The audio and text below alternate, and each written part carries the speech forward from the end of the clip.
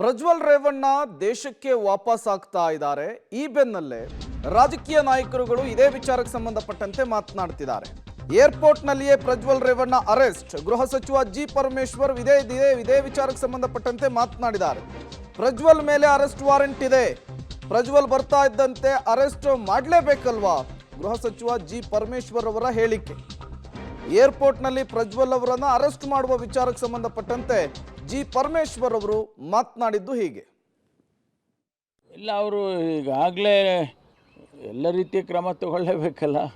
Warrant issue ಆಗಿರೋದ್ರಿಂದ arrest ಮಾಡಲೇಬೇಕು. ಅವ್ರನ್ನ ಅರೆಸ್ಟ್ ಮಾಡ್ತಾರೆ. ಅವರು SITನವ್ರ ಕೆಲಸ ಅವ್ರಿಗೆ ಕಾಯ್ತಾ ಇದ್ದಾರೆ. ಅದಕ್ಕೋಸ್ಕರ ಅರೆಸ್ಟ್ ಮಾಡಿ ಅವರ ಹೇಳಿಕೆಗಳು ಮತ್ತೊಂದು ಅವರ ಪ್ರೊಸೆಸ್ ಸ್ಟಾರ್ಟ್ ಆಗುತ್ತೆ.